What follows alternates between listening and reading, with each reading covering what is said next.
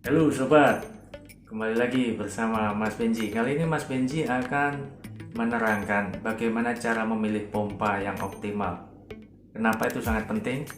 Di sini karena di banyak channel Mas Benji melihat pemilihan pompa itu terlalu sangat bertele-tele penjelasannya sehingga tidak sesuai dengan peruntukannya. Nah, gimana kita memilih pompa supaya konsumsi listrik kita menjadi hemat? Jadi tujuan memilih pompa adalah supaya sesuai dengan kebutuhannya dan menjadi listriknya hemat. Kalau kita bicara ngomong performa pompa yang paling mahal banyak, tetapi yang sesuai dengan kebutuhan kita, yang sesuai dengan kebutuhan listrik kita, yang paling sesuai yang mana? Mas Benji akan jelaskan. Yang terpenting nanti yang pompa yang sesuai bisa menghemat pengeluaran listrik kita bulanan. Baik, mari kita jelaskan. Jadi kawan, saat kita mau menentukan jenis pompa yang akan kita pakai maupun ukuran pompa yang kita pakai, tentunya yang pertama adalah kita harus menentukan sumber mata air kita. Nah, di sini Mas Benji sudah jelaskan rata-rata di Indonesia ini ada 3 sumber mata air yang paling umum yang ada di rumah-rumah di desa maupun di kota. Nah, pada umumnya adalah yang pertama adalah sumur gali.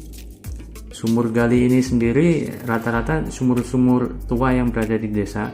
Jadi yang perlu kita perhitungkan adalah berapa ketinggian muka air ini dari ujung tusen. Jadi misalkan ketinggian muka air kita misalkan pakai meteran, misalkan ini ketinggian muka airnya misalkan 9 meter. Nah, ini yang paling penting, kita harus mengetahui mengukur ketinggian muka air. Cara yang kedua, selain pakai meteran, kita bisa pakai tali, lalu kita bandulkan batu di sini atau pemberat. Nah, setelah kita tahu, kita tandain talinya di sini, baru kita tahu bahwa kedalaman muka air ini berapa. Nah, nanti ujung tusen ini harus berada di bawahnya permukaan air, bisa 1,5 meter ataupun 1 meter, misalkan sini 1 meter. Nah, yang kedua adalah sumur bor. Ini adalah sumber mata air yang paling umum. Nah, tentunya sebelum kita melakukan pengeboran, yang paling mudah kita adalah tanya tetangga untuk mengetahui kedalaman mata air. Misalkan rumah kita sama rumah tetangga itu berdekatan dan rumah tetangga itu ternyata sudah ada sumur bornya, kita tinggal tanya ke tetangga saja daripada kita mengira-ngira sendiri berapa kedalaman mata airnya. Misalkan kalau di rumah tetangga memang sudah terbukti bahwa kedalaman sumber mata air itu 12 meter, ya kita ikutin saja ngebornya sampai 12 meter. Kita nggak usah bereksperimen sendiri bahwa semakin dalam akan sumber semakin besar. Belum tentu, karena kalau semakin dalam kadang kita sudah melewati batu padas, malah sumber mata air akan semakin kecil. Jadi yang paling mudah kalau sumur bor menentukan kedalaman sumur bor, ya kita ikutin yang terdekat. Atau biasanya Mas Benji itu sumur bor itu terdiri dari beberapa lapisan ya. Untuk yang lapisan atas ini biasanya dia lapisan tanah lunak. Setelah lapisan tanah lunak, dia akan menembus lapisan pasir di sini. Lalu dia akan menembus padas lagi. Setelah padas, dia akan turun lagi ke tanah biasa lagi, lalu dia akan menembus padas lagi. Nah, setelah padas kedua tembus pasir, itulah letak sumbernya. Biasanya di situ. Biasanya ya kawan-kawan. Jadi untuk mengukur ketinggiannya, yang paling penting kita harus ukur ketinggian ketika musim kemarau dibandingkan musim penghujan. Karena ketinggian muka air ini di musim kemarau dan musim penghujan ini sangat beda. Misalkan kalau di musim penghujan, ketinggian dia mata air bisa di atas ini. Nah, karena musim penghujan banyak air, jadi misalkan ketinggian muka air bisa sampai 6 meter. Tapi ketika musim kemarau, ternyata ketinggian air dia turun menjadi 8 meter. Nah, yang perlu kita ukur adalah, paling penting, kita ukur ketinggian saat musim penghujan maupun saat musim kemarau. Yang paling penting kita ukur saat musim kemarau. Jadi di musim kemarau ketinggian muka air yang paling rendah adalah 8 meter. Berarti dari ujung sini sampai ke ujung Tusen, berarti kita harus lebih dari 8 meter. Misalkan kita pakai 10 meter ataupun 9 meter setengah. Jadi meskipun dalam keadaan kemarau yang sangat panjang, sumber mata air kita akan masih tetap aman. Jadi cara ngukurnya masih sama, tetap pakai benang. Kita turunkan sini sampai bawah sini, sampai ketinggiannya berapa, misalkan 8 meter, kita tulis 8 meter, lalu kita tambahkan ketinggian Tusen sampai ke bawah sini di angka 10 meter ataupun 11 meter. Yang terpenting jangan sampai mendekati dasar bawah sumber ya. Biasanya ini kan pasir, kalau kita terlalu mendekat sini takutnya nanti pasir akan ikut kesedot. Nah, yang ketiga sumber mata airnya adalah dari PDAM. Rata-rata PDAM di Indonesia ya tekanannya kecil, jadi dia tidak mampu mendorong air sampai ke toren. Untuk itu kita biasanya di kota-kota, biasanya rumah-rumah itu dilengkapi dengan tandon penyimpanan depan rumah, yang untuk di bawah, tandon penyimpanan bawah, fungsinya adalah menampung air dari PDAM. Dan untuk selanjutnya kita akan tarik pipa ke atas melalui pompa. Nah, yang inilah, yang dari pompa ini yang akan menuju ke tandon atau ke toren. Nah, tapi kalau memang PDAM-nya tekanannya bagus, biasanya PDAM tekanan bagus di kondisi malam. Kalau memang tekanannya bagus dan dia mampu mendorong 4 meter ke atas ke arah toren, itu bisa dilangsungkan saja kawan-kawan. Jadi supaya untuk menghemat biaya listrik, jadi kita nggak perlu menambahkan pompa. Untuk menambah tekanan sendiri dapat dilihat di konten Mas Benji yang tentang instalasi rumah sederhana supaya air menjadi deras tanpa pompa booster. Bisa dilihat di channel tersebut gimana merangkai perpipaan supaya melalui toren saja tekanan air sudah deras. Nah, cukup sekian untuk sumber mata air. Selanjutnya saya jelaskan. Nah, yang pertama kita sudah tentukan ya, tinggi permukaan air saat musim kemarau itu sangat berpengaruh pada pemilihan pompa. Nah, yang kedua adalah kita harus tahu tentunya berapa kapasitas listrik rumah kita.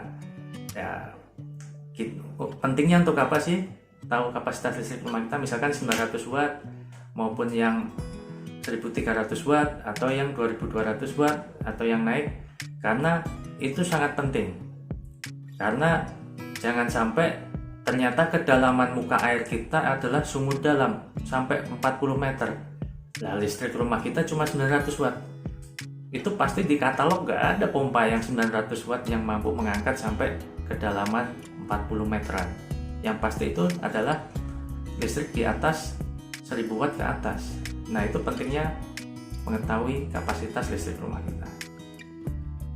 Yang ketiga, tentunya kita harus tahu peruntukan pompa kita. Pompa kita itu mau gunakan untuk apa ya? Cuma dua peruntukannya pompa di rumah. Yang pertama, untuk mengisi toren air. Yang kedua adalah untuk menambah tekanan air. Kalau fungsinya untuk mengisi toren air, nah itu nanti ada di langkah selanjutnya. Tapi kalau fungsinya untuk menambah tekanan air, itu masalah sudah selesai. Sobat-sobat tinggal belikan pompa booster, yaitu bisa untuk menambah tekanan air di rumah. Nah, yang keempat ini adalah berhubungan sama tips yang dari sebelumnya. Kalau memang peruntukan pompanya untuk mengisi toren air, tentunya kita harus tentukan letak toren kita dan berapa ketinggian toren kita. Mau kita letakkan di depan rumah atau mau letakkan di tengah rumah, mau diletakkan di belakang rumah, itu juga akan menentukan pompa yang akan kita pilih. Karena di pompa itu ada spek head dorongnya, jadi itu ada maksimumnya, dia bisa mendorong sampai ketinggian berapa, sampai jarak berapa. Nah, head ini sendiri maksudnya adalah untuk mendorong secara ketinggian ya. Kalau secara horizontal kan dia tidak ada tekanan, dia cuma mengalir aja untuk air. Tapi kalau head, ini adalah mendorong ke atas. Misalkan ada headnya 30 meter, nah berarti dia bisa mendorong sampai ketinggian 30 meter. Tapi semakin tinggi pula, debit yang dihasilkan akan semakin kecil. Makanya itulah pentingnya kita memilih pompa yang optimal sehingga kita bisa mendapatkan debit yang kita inginkan maupun konsumsi listrik yang ekonomis. Nah, yang terakhir, kita sudah tahu nih kedalaman sumur kita saat musim kemarau. Kita sudah tahu kapasitas listrik kita. Kita sudah tahu peruntukan pompa kita untuk apa. Kita sudah rencanakan toren kita mau kita letakkan di mana. Yang terakhir, kelima adalah kita melihat katalog. Nah, gimana sih membaca katalog untuk memilih pompa yang tepat? Mas Benji akan contohkan satu kasus. Yuk kita lihat katalog. Kali ini yang Mas Benji gunakan contohnya adalah Shimizu. Kenapa Shimizu? Karena ya yang paling mudah di toko bangunan yang kita jumpai adalah brand merek Shimizu. Dan ini di toko bangunan banyak juga. Nah, ini untuk sumur dangkal. Nah, ini memang tidak ada otomatisnya. Kalau ada otomatisnya biasanya dia pakai tabung. Nah, speknya seperti ini. Nah, jika kita melihat itu ada di technical spesifikasinya ada output. Nah, outputnya ini 125 watt dan inputnya 0,3 kW. 0,3 kW ini setara 300 watt. Jadi saat start dia akan membutuhkan 3 kali dari daya outputnya, yaitu 300 watt. Ini ya, makanya ini pentingnya kita mengetahui daya rumah kita, karena pompa waktu start awal itu 3 kali dayanya. Nah, yang paling penting adalah daya hisapnya adalah 9 meter. Ini artinya apa? Jadi kita jika sudah tahu kedalaman permukaan air sumur kita saat musim kemarau, jadi kita bisa maksimalkan pilih pompa yang mana yang tepat. Jangan sampai daya hisap ini kurang dari kedalaman permukaan air dari sumber mata air kita. Misalkan jika daya hisapnya maksimal 9 meter, ini jangan kita pilih pompa yang sumur dangkal. Kalau misalkan sumur kita 9 meter saat musim kemarau, kita jangan pilih yang 9 meter. Kita tentunya pilih pompa yang menengah atau yang dalam. Kalau kita pilih yang pompa ini misalkan PS 116 bit, maka debit air yang keluar akan sangat kecil. Misalkan ini kita pakai head atau dorongan yang 9 meter ya. Untuk mendorong 9 meter, kapasitas air yang keluar itu akan 24 liter per menit. Kalau kita pakai ketinggian dorongnya sampai 22 meter, maka yang keluar adalah 10 liter per menit. 10 liter per menit itu sangat kecil sekali kawan-kawan. Nah, disinilah pentingnya kita untuk mengetahui pentingnya antara daya hisap dan head ketinggian. Nah, setelah ini kita akan baca grafiknya. Dari sini, misalkan dari PS 116 bit tadi ya, ini yang bawahnya adalah kapasitas liter per menit dan yang atas adalah headnya. Jadi semakin tinggi kita mendorong, maka keluarnya debitnya air per menit itu akan semakin kecil. Tapi jika headnya semakin rendah, misalkan 5 meter, keluarnya debit air akan semakin besar pula. Nah, seperti ini. Misalkan di PS 116 bit. Nah, dari grafik ini kita tentukan yang sesuai dengan kebutuhan kita apa. Kan kebutuhan kita untuk mengisi toren nih. Jadi kita cari yang debitnya paling besar, yang konsumsi listriknya paling kecil. Yang pas itu yang mana, itulah yang kita pilih. Nah, kalau sepintas memang harganya tidak jauh-jauh berbeda. Nah, ini untuk sumur dangkal yang non auto seperti ini. Jadi dia penampakannya memang seperti ini rata-rata untuk yang sumur dangkal. Nah, dan rata-rata maksimal daya hisapnya 9 meter. Jadi kalau daya hisap 9 meter, kita permukaan airnya minimal mata air kita itu harus di angka 5 meter. Kalau angka air kita 5 meter, kita berani pakai pompa sumur dangkal. Tetapi kalau lebih dari 7 meter, saya tidak sarankan memakai pompa sumur dangkal. Nah, ini adalah pompa sumur dangkal yang otomatis. Ya, kekurangannya ini kalau otomatis apa? Biasanya dia akan cetak-cetek. Jika ada kebocoran di salah satu keran atau pipa, maka dia akan kehilangan tekanan di tabungnya dan suka cetak-cetek gitu. Jadi ketika cetak-cetek itu, maka dia akan start secara berulang-ulang, dan itu akan memboroskan listrik rumah Anda.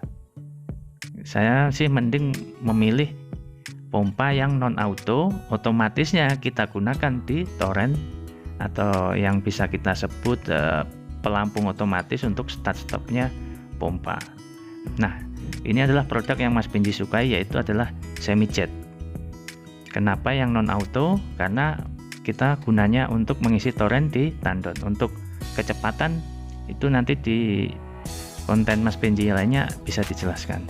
Nah, ini misalkan untuk non auto ya, ada perbedaan antara jet 100 bit sama jet 108 bit.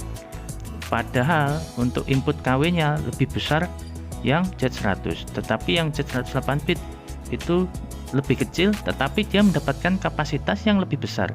Kapasitas liternya itu kalau jet 100 44, kalau jet 108 55. Makanya Mas Benji pilih yang jet 108 karena dengan debit yang lebih besar dan daya listrik yang lebih kecil, Mas Benji tentunya akan lebih untung.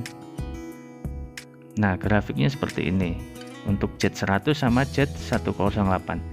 Untuk harganya sih di pasaran sama, jet 100 sama jet 108.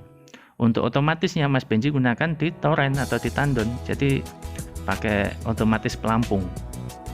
Jadi ketika kondisi torrent habis, dia akan otomatis pompa menyala. Dan ketika torrent sudah penuh, dia akan otomatis menutup atau pompa mati.